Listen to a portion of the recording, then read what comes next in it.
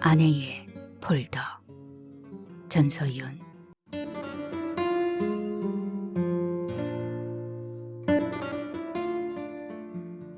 아내는 오늘도 늦을 모양이다. 갈수록 귀가 시간이 늦어지고 있다. 다음 달에 있을 콩쿠르 때문이라지만 그건 핑계에 불과할 것이다. 이번 대회엔 초등부만 참가한다고 했으니 밤 10시가 넘도록 어린애들을 붙들고 있진 않을 테니까. 지난주 목요일엔 자정이 돼서야 들어온 아내에게서 술 냄새까지 풀풀 났었다. 술이라곤 입에 대지 않던 그녀의 생경한 모습에 대체 누구랑 마셨느냐고 다그치고 싶은 걸 꾹 참으며 그녀의 해명만 기다리고 있었다. 그런데 잠자리에 들어서까지도 고장난 지퍼처럼 그녀의 입은 열리지 않았다. 학원 이제 마친 거야? 응. 이렇게 늦게까지 애들이 연습을 해? 응. 당신 요새 무슨 일 있어? 왜 그래? 그냥 좀 피곤해. 마지못해 대답하는 아내의 얼굴에 피로감이 덕지덕지 붙어 있었다. 딱 그만 살고 싶다는 그런 표정이었다. 6년 전 농사 짓겠다고 회사를 덜컥 그만둬 버렸을 때도 아내의 얼굴이 이토록 망연자실하진 않았다. 오히려 위축되고 의기소침해진 나를 당당할 수 있게 해준 사람이 바로 그녀였다. 20년간 대기업에 다니면서 직장일밖에 몰랐던 나는 그즈음 구조조정이란 명목으로 부하 직원들을 절반씩이나 감원시켜야 하는 처지에 놓였었다. 내겐 그 일이 목을 채워오는 고문틀이 되어 잠을 제대로 잘 수 없었고 식욕도 없었다. 흰머리가 는다 싶더니 어느 틈인지 백발이 돼버렸다. 결국 고민 끝에 퇴사하기로 결심했고 그런 내 심경은 참담할 수밖에 없었다. 어느 날 옆에서 지켜보던 아내가 한숨을 크게 내쉰 뒤 가벼운 목소리로 말했다. 당신처럼 신중한 사람이 내린 결론이라면 거기엔 충분히 그럴 만한 이유가 있을 거야. 심한 스트레스로 건강을 잃는다면 좋은 직장이 다 무슨 소용이겠어. 당신은 늘 최선을 다하는 사람이잖아. 나는 아내를 와락 끌어안았고 주책 없이 나오는 눈물을 들킬까봐 껴안은 팔을 풀지도 못했다. 퇴직하던 날은 영원히 잊지 못할 것이다. 마지막 근무를 끝낸 뒤 집 앞까지 와서는 한참을 서성거렸다. 그리곤 축 처진 어깨를 대문 안으로 들이미는 순간 눈앞에 믿을 수 없는 장면이 펼쳐졌다. 아내가 커다란 케이크를 준비해 놓고는 아이들에게 노래를 부르게 하는 것이었다. 퇴직 축하합니다. 퇴직 축하합니다. 사랑하는 우리 아빠 새 출발하세요. 아빠 화이팅! 새하얀 크림 위에 당신의 새 출발을 위해 라고 쓴 체리빛 글씨가 눈부시게 빛나고 있었다. 농사 짓는 일이 어쩜 당신에게 가장 잘 맞을지도 몰라. 과체류를 유기농으로 재배해보고 싶다는 내 말에 잠자코 듣고 있던 아내가 말했다. 얼마 뒤 그녀는 방울토마토를 대량으로 재배하는 유기농 밭으로 나를 안내했다. 수년 전에 기농해 각종 채소류를 유기농으로 재배하고 있다는 아내의 고등학교 은사님 밭이었다. 뜻밖의 이직 의사에도 주저치 않고 나를 믿고 지지해주는 아내가 그저 고마울 따름이었다. 하긴 입사 동기 중에 가장 빨리 과장으로 승진했던 내가 10년씩이나 제자리 걸음하고 있어도 심지어 먼 지방의 소도시로 발령받았을 때조차도 불만 한 번 내비치지 않던 그녀이긴 했다. 아내의 주선으로 유기농 밭을 방문하게 된 나는 꿈꾸던 농업으로의 이직을 눈앞에 두고 얼마나 설레었는지 모른다. 하지만 그 현장 체험 끝에 내려야 했던 결론은 애석하게도 아직은 농사를 지을 때가 아니라는 것이었다.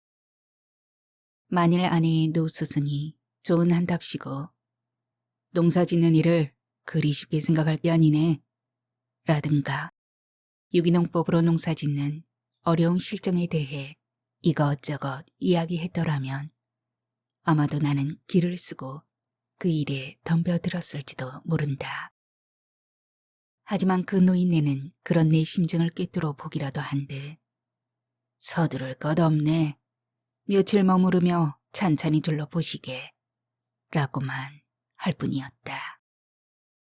요는 내가 농사일에 본격적으로 뛰어들기엔 아직 경험과 자본의 준비가 턱없이 부족하다는 것이었다. 97년의 경제위기 이후 조기 퇴직자가 많아지면서 귀농 인구가 늘어난 건 사실이었다. 정부에선 귀농을 장려하기 위해 한 가구당 2천만 원이던 귀농 정착금을 5천만 원까지 늘려 지원해 준다고도 했다. 물론 농림부에서 정한 영농 후계자로서의 자격이나 나이, 기술 등의 정도에 따라 지원 여부와 그 액수가 책정되는 것이긴 했지만 어쨌거나 전보다 농업의 전망이 더 밝아진 건 분명해 보였다. 그런데 문제는 그 귀농 정착금이란 것을 받고도 자칫 시설에 투자했다가 고스란히 빚만 떠안게 돼 도리어 이농을 희망하는 이들도 많다는 점이었다. 내겐 그 사실 또한 결코 그냥 지나칠 부분이 아니었으니까. 사흘간의 현장 탐방을 끝내고 무거운 마음으로 집에 와 있는데 때마침 퇴직 전에 내가 하던 업무를 에이전트 해볼 생각이 없냐며 다니던 회사에서 연락이 왔다. 물론 퇴직한 전 직원에 대한 배려 차원에서만은 아니었고 기업에서 하던 일정 업무를 개인에게 떠넘기는 것도 전례가 없는 경우였다. 그래도 어쨌든 내게 익숙한 회사 업무를 내 사업장을 차려서 하는 것이니 경험 없는 농사보다는 훨씬 쉽고 위험 부담도 적은 일임엔 확실했다. 더구나 아이들이 막 고등학교와 중학교에 입학할 무렵이기도 했으니까.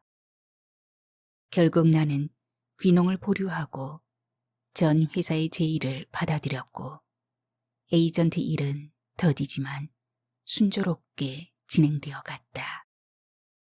그런데 정작 문제는 내 직장이 아니라 아내였다.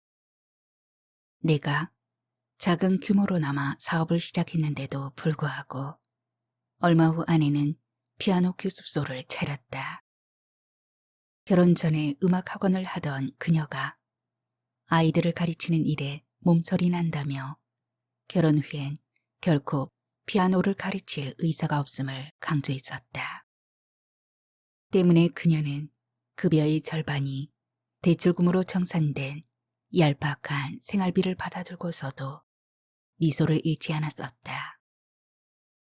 그러던 아내가 다시 교습소를 열어 학생들을 가르치려 들었으니 그동안 받았을 경제적인 압박감이 얼마나 컸을지 짐작이 가고도 남았다.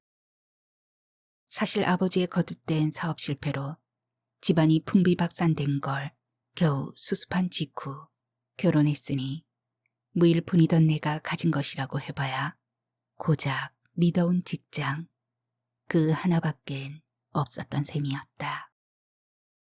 시계바늘이 벌써 11시를 가리키고 있다. TV를 끄고 침실로 가려다가 문득 아내를 기다려야겠다는 생각이 들어 컴퓨터 앞에 앉는다. 나는 퇴직을 하면서 무언가를 지킨다는 것이 얼마나 부질없는 것인지를 잘 알게 됐다. 그런데도 아내가 이 늦은 시간까지 학생들을 가르치고 있기나 한 건지 누구와 함께 시간을 보내고 있는지에 왜 자꾸 신경이 쓰이는 걸까? 어찌 보면 변하는 이치를 아내가 나보다 훨씬 먼저 알았을지도 모른다. 아주 오래전 언젠가 소파에서 빨래를 개키다 말고 그녀는 그랬다. 내가 정말 나일까? 옆에서 텔레비전을 보고 있던 나는 무슨 뜬금없는 소린가 싶어 아무 말도 하지 않았었다. 그러자 다시 또 그 황당한 말을 되풀이하는 것이었다. 우리가 나라고 부르는 이 나 말이야. 이게 진짜 나 맞을까? 나라는 존재는 과거에 수십 년 전에도 있었고 수백 수천 년 전에도 있었을 거 아니야. 그럼 그때의 나와 지금의 나는 같은 나일까? 같다면 왜 지금의 나는 그때의 나를 기억 못하지? 그야 과거의 나는 죽었으니 소멸된 것이고 소멸되었으니 또 다른 내가 생성됐을 거 아니야. 그게 생성과 소멸의 법칙인 거고 그런데 없어진 나를 어떻게 기억할 수 있겠어? 그래도 영식이란 게 있다잖아. 사람이 죽어도 그 영혼은 의식작용을 계속 한다는데 왜 다시 태어나기 이전의 것을 기억 못하는 거지? 그때 난 아내의 그 끈질긴 의문이 쓰잘데없는 것이라고만 여겼었다. 그래서 귀찮아진 내가 아마 우리의 영혼이 살아가면서 욕심과 망상들로 워낙 탁해져서 그렇지 않겠느냐고 대충 얼버무렸던 것 같다. 컴퓨터가 부팅되자 찬란한 우주가 펼쳐진다. 아내가 어느 천체 사이트에서 다운받았다는 이 바탕화면 우주에 10여 개의 노란 폴더가 우주선처럼 떠 있다. 대개는 오락을 좋아하는 아들 녀석이 만들어놨던 것들이다. 아내의 거실이라 짐작하며 뮤직 폴더를 열어본다. 역시 그 속엔 아내가 좋아하는 뮤지션들의 파일이 들어있고 각 파일마다 수십 개의 곡이 들어있다. 시크릿 가든과 유키 쿠라모토, 조지 윈스턴, 이루마 같은 뉴에이지 음악가의 곡들이 담긴 파일에서 아내와 함께 본 유일한 공연의 아티스트 시크릿 가든의 녹턴을 재생한다. 바이올린을 연주하는 비오듈라 쉐리의 매력에 반한 아내는 한동안 어린 딸의 바이올린 교습에 열을 올리기까지 했었다. 맨발로 온 무대를 활보하며 연주하던 비오듈라 쉐리의 정열적인 모습과 팝아트 작곡가 롤프 러블랜드의 얼라이브한 키보드 연주는 음악적 소양이 미소한 나까지 사로잡았었다. 싱어의 애절한 노래로 시작되던 곡이 바이올린에 흐느끼는 선율로 바뀐다. 음악을 켜놓은 채 다시 아내의 파일들을 탐색한다. 역시 아내의 폴더 속엔 음악 파일만 들어있는 게 아니었다. 그림자란 파일을 열자 예상했던 대로 아내의 일기로 보이는 문서들이 빼곡히 들어있다. 날짜로 보아 대부분은 아내가 일을 시작한 후에 작성됐지만 기록 날짜는 그보다 훨씬 이전의 것들도 있었다. 아마도 메모해 뒀던 것까지 여기에다 다시 옮겨 정리한 모양이다. 난 아직 한 번도 아내가 쓴 것을 제대로 읽어본 적이 없다. 돌이켜보면 그녀는 늘 기록하길 좋아했다. 집안에 대소사가 있을 때마다 메모장에 뭔가를 긁적거리는 걸 볼 수 있었고 두 아이의 육아일기를 봐도 그렇다. 특히 딸이 태어나던 날 아내의 모습은 가히 인상적이었다. 임신하면서부터 육아일기를 적던 아내는 출산의 순간을 기록해놓고 싶다고 말했었다. 8시간의 진통 끝에 겨우 분만하고 병실로 실려온 그녀는 탈진에 있었으며 핏기 없는 얼굴이 상고로 퉁퉁 부어 있었다. 그러나 금세 머리맡에 준비해 두었던 노트와 펜을 꺼내 들더니 누운 채 덜덜 떨리는 손으로 글을 쓰는 것이었다. 넋을 놓고 바라보던 어머니는 혀를 끌끌 찼고 그 옆에 있던 나도 아연실색하고 말았었다. 다른 사람이 일기를 훔쳐보는 일은 역시 가슴을 설레게 한다. 그러나 아내의 일기를 훔쳐보는 건 어쩐지 불안을 동반케 하는 설렘이다. 동서는 거칠게 하던 설거지를 멈추더니 갑자기 획 돌아서서 나를 노려보았다. 그리곤 오랜 변비 끝에 쏟아지는 배설물 같은 독서를 거침없이 퍼부어댔다.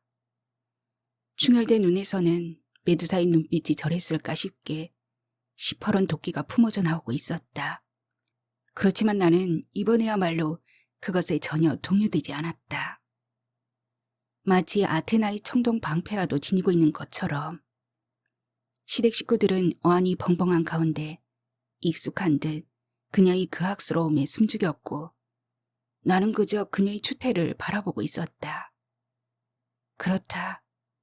난 그 순간 신기하게도 내 몸속에서 또 다른 내가 빠져나오는 느낌을 받았고 단지 그 텅 비어버린 내가 그녀를 바라보고 있을 뿐이었다.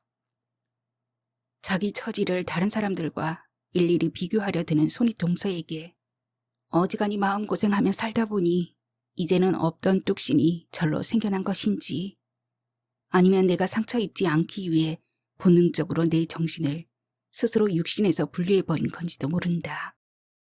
마치 절지동물이 적의 공격을 받으면 제 몸의 일부를 떼버리고 달아나는 것처럼 때문에 난 그냥 동서가 전처럼 또 뭔가를 단단히 오해했나 보다며 담담할 수 있었고 동서의 감정이 그대로 내게 투입되는 걸 차단할 수 있었을 것이다. 그런데 묘한 것은 그 순간 나의 시선이 동서로부터 번개처럼 싱크대의 한 부분에 가 꽂혔다는 점이다. 식기와 제기가 마구 뒤섞인 채 산더미처럼 쌓인 개수대, 그것들 속에 무참히 머리를 쳐박고 있는 시칼의 황갈색 자루가 60도 각도로 쥐기 좋게 비스듬히 개수대 밖으로 나와 있었다. 그러고 보면 동서의 유치하고도 어처구니 없는 언어 폭력에 내가 끝까지 맞대응하지 않을 수 있었던 것은 혹시 내게 정신과 몸을 분리시킬 수 있는 능력이 있어서가 아니라 이성을 잃고 길길이 날뛰는 동서의 바로 앞에 선 그 잘 벼린 식칼 때문이었던 게 아닐까? 결국 약간의 오해가 좀 있었노라 하는 동서의 사과 아닌 해명이 후일에 짤막하게 있긴 했다. 타인에게 늘 매서운 잣대를 갖다 대는 사람일수록 자신의 실수나 잘못엔 너그러운 법이니까. 하지만 동서와 10여 미터의 거리를 두고 서 있는 내 눈에 어째서 그 순간 시칼이 그처럼 클로즈업 되었는지 정말 알 수 없는 일이다. 그렇다고 내가 평소 동서에게 사리 같은 걸 품은 적이 있었냐면 그건 절대 아니었다. 아무리 시어른들의 사랑을 독차지하려는 윗동서로부터 심한 견제와 시샘을 받아왔다고는 하지만 그것들은 나로 하여금 사리까지 품게 할 만한 것은 못 되었으니까. 늘 최선을 다해야 한다고 했지만 언제나 동서와의 의견차는 끝내 좁혀지지 않았으며 아무리 많은 부분을 체념하고 애를 써봐도 시댁과의 갈등은 좀채 소멸하지 않는 공기 속 먼지와도 같은 거였다. 다만 언젠가부터 가끔씩 동물의 본능처럼 발생할 일을 미리 앞질러 감지하거나 상대방의 속내를 훤히 꿰뚫고 있는 나 자신을 보며 화들짝 놀라곤 했는데 왠지 이번 일도 그런 것과 무관하지 않을 거란 생각이 든다. 파일에 저장된 아내의 첫 일기는 자극적이고 그로테스키까지 하다. 날짜나 내용으로 보아 아마도 7년 전 내가 타지로 발령받아 떠나 있었던 해의 추석 전날일 것이다. 아무리 평소에 말수가 적다고 하지만 어떻게 이런 일이 있고서도 남편이 내게 한 번도 언급하지 않았을까. 대체 그동안 이런 희귀한 일이 얼마나 더 있었던 걸까. 그래서처럼 아내가 발생할 일을 미리 감지한 것이라면 그녀가 형수의 살의를 느꼈다는 얘기가 되지 않는가. 있을 수 없는 일이다. 섬뜩하면서도 은근히 부하가 치밀어 오른다. 형수의 이기적이고 드센 성품을 모르는 바 아니지만 새삼 형수에 대한 모멸감이 커지고 아내에 대한 의구심도 발칵 고개를 쳐든다. 대체 아내란 여자는 어떤 사람일까? 20여 년을 함께 살아왔지만 과연 난 아내를 알고 있기나 한 걸까? 아내는 결혼 후 자신이 살아온 가정과 워낙 차이점이 많은 우리 집안 환경에 적응하느라 무척 힘들어했다. 자식이 남매 둘뿐인 처가는 평범하면서 궁색지 않은 살림이었고 자상한 처 부모는 근면하지만 간습에 얽매인 허례허식과는 아예 거리가 멀었다. 그리고 무엇보다도 가족 간의 화목을 으뜸으로 여기는 사람들이었다.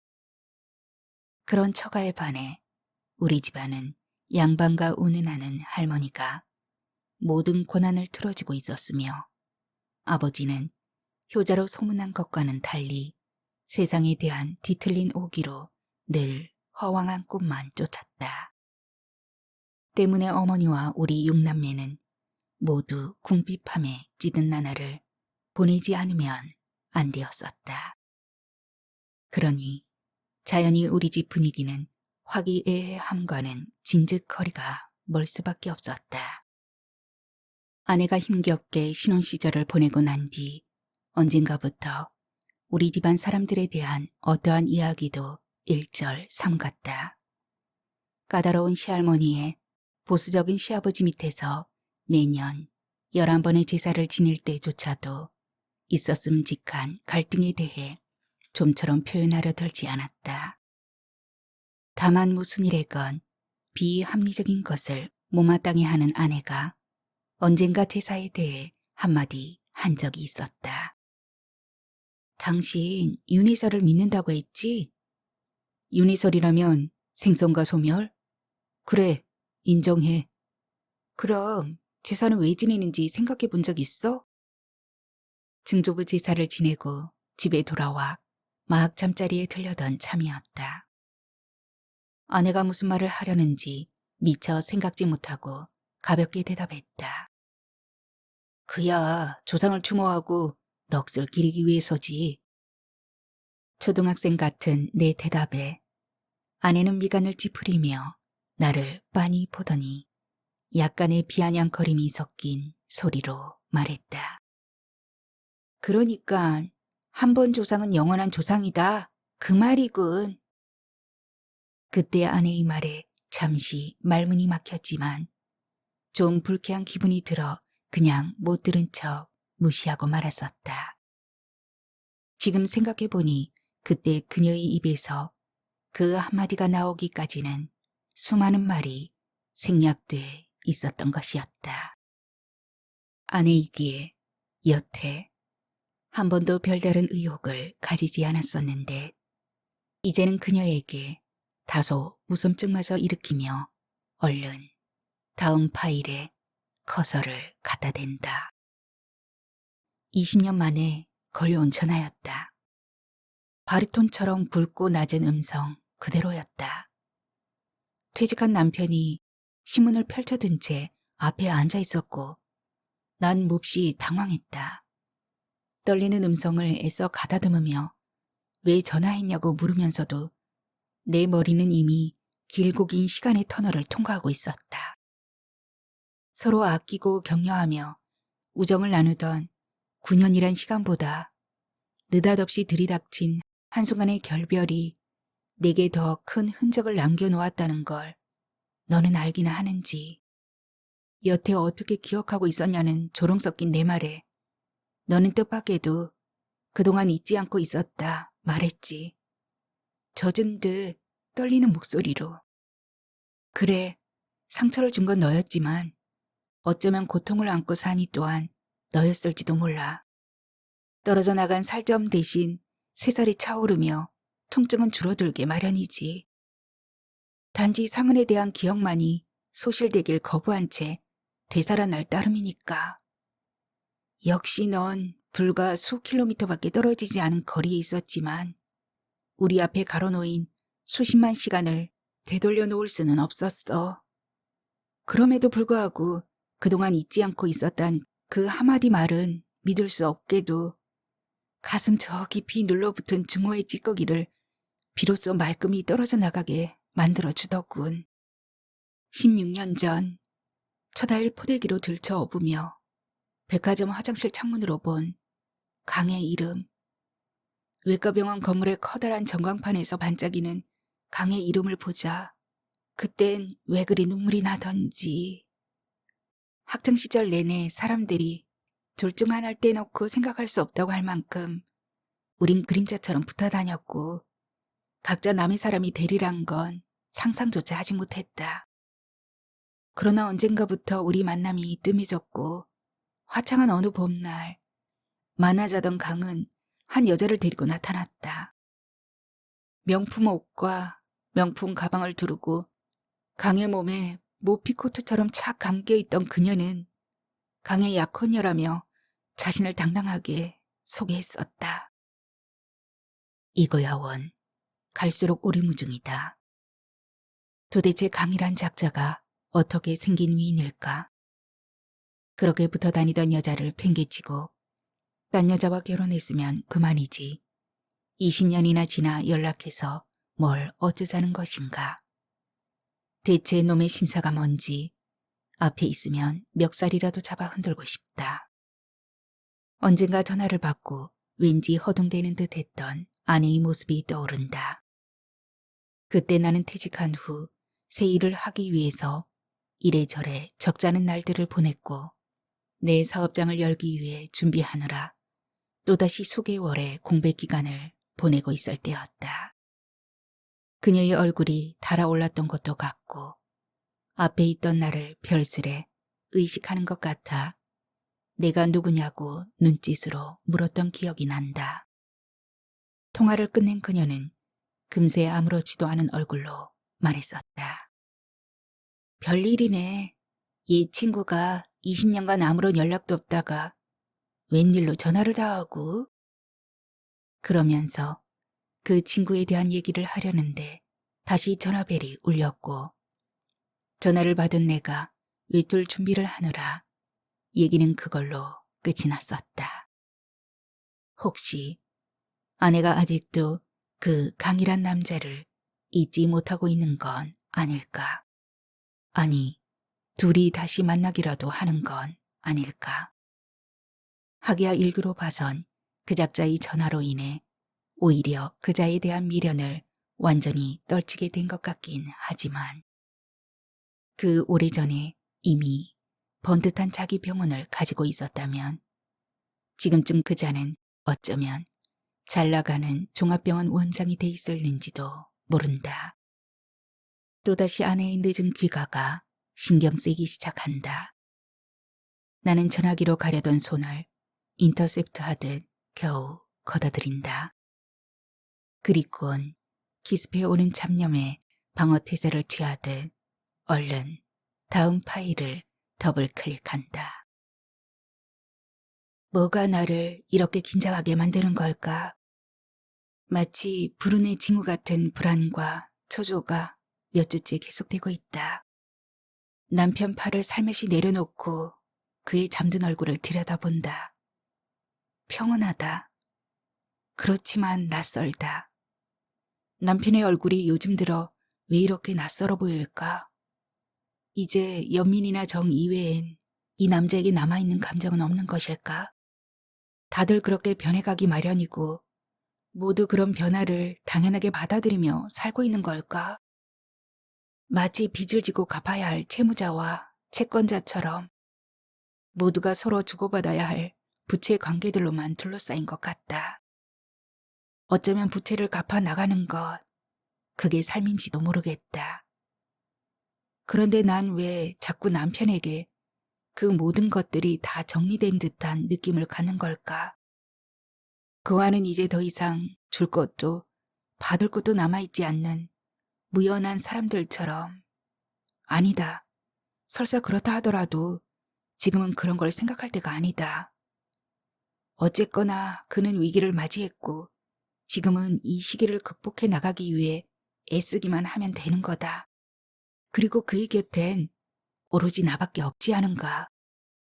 남편이 퇴직해 1년을 훌쩍 넘겼고 에이전트 일을 시작한 지 7개월째다. 수입은 아직도 사무실 운영비와 업무상 활동비를 충당하는 정도에 불과하고 통장의 잔고는 무서운 속도로 줄어들고 있다. 이 상태로 가다가는 남아있는 퇴직금으로 1년도 못 버틸 것이 뻔하다. 남편은 애초에 원하던 농사 대신 전 회사에 에이전트를 하기로 결정했지만 일을 시작하기까지는 많은 시간과 준비가 필요했다. 당장 수험생이 될 딸아이의 교육비는 상상을 초월하고 있다. 그렇다고 차마 최선을 다하려는 아이에게 함부로 목표치를 낮추게 할 수도 없는 노릇이라 어제는 임차할 상가를 알아보러 다녔다.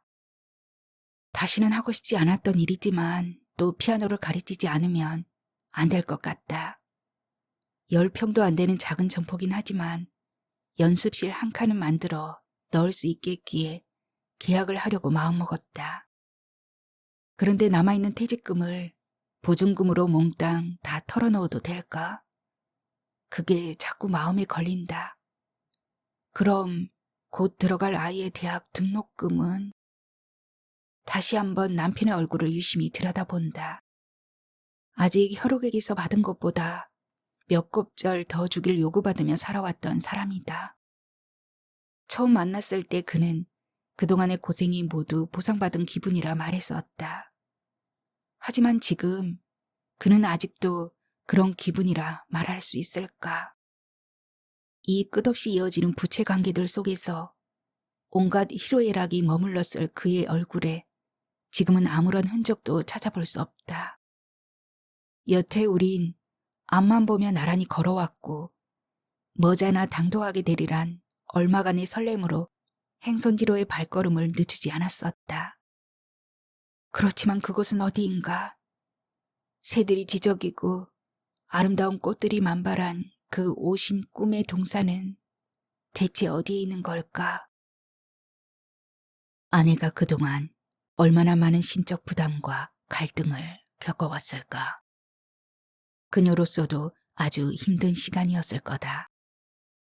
그렇지만 도대체 이해할 수 없는 말이다. 우리가 부채를 진 관계라니, 무연하다니, 그럼 우리가 남남이나 다름없단 말인가? 어째서 이 여자는 이렇게 모든 걸 복잡하고 어렵게만 생각하는 걸까? 모든 여자가 다 이럴까? 대체 그녀가 원하는 게 뭘까? 그러고 보니 언젠가 그녀가 그 비슷한 말을 한 적이 있었다. 우리 전생에 어떤 인연이었을까? 내가 당신에게 빚을 졌을까? 아니면 당신이 내게 빚을 지고 태어났을까? 그야 당신이 내게 빚을 졌겠지. 그것도 아주 많이. 난 정말 그렇게 생각하고 있었다. 아내가 가난한 나를 만나 고생하는 게 안 됐고 늘 미안했다. 그런데 그녀는 어느새 우리 사이에 끝을 보고 있었던 게 아닌가. 정말 그럴까? 정말 아내와 나의 인연이 다 했단 말인가? 난 아직도 아내를 보면 차가운 바람을 받다 온돌방에 들어선 것처럼 뭔가 마음이 따스해지는데 그녀를 마주하면 아직도 가슴이 뛰곤 하는데 나를 보는 아내에겐 정말 연민이나 정 따위의 감정밖엔 없단 말인가. 가슴이 답답해 온다. 언젠가 택시를 타고 가면서 불교 방송을 들은 적이 있었다. 인연에 대한 어느 스님의 설교가 업이란 것으로 이어지고 있는 중이었다. 스님의 말은 인연을 맺는 것도 다 업에 의한 것인데 업엔 여러 종류가 있다고 했다. 그중 정업이란 것에 3가지가 있는데 현세에 짓고 현세에 받게 되는 순 현업이 있고 현세에 짓고 내세에 받게 되는 순 생업, 현세에 짓고 내세 또는 내내세에 받게 되는 순 후업이 있다는 거였다. 그래서 우리가 만나는 사람들도 다 자신의 그 업에 의한 인연들이라는 식의 내용이었다. 그게 사실이라면 아내의 그 어처구니 없는 소리도 전혀 근거 없는 말은 아닐 것이다.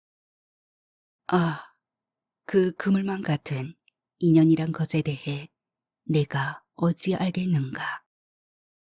난 단지 내가 서 있는 이 자리가 내겐 가장 중요한 자리고 내가 지금 만나고 있는 이 순간의 사람이 내게 가장 소중한 사람이란 것밖에 모른다. 설사 그 이상의 어떤 더 큰 진리가 있다 하더라도 그건 지금 내가 알 바 아니다. 그리고 아내의 일기 같은 건 내게 아무런 의미가 없다. 더구나 나는 말이나 문자를 그다지 신뢰하지 않는다. 이 글들은 단지 아내의 혼자 소리인 그녀만의 이야기일 뿐인 거다. 아내를 기다리는 시간이 생각보다 길어지고 있다. 이제 시계는 12시 15분 전을 가리킨다. 12시까지만 아내를 더 기다려야겠다. 15분이면 소주 한 잔을 마시기에 딱 적당한 시간이다. 파일창을 닫자 또다시 찬란한 우주가 펼쳐진다. 학창시절 한때 천체 동아리 멤버였던 아내는 결혼 전에 별에 관해 이야기한 적이 있었다. 우주엔 대략 1000억 개의 은하가 있대.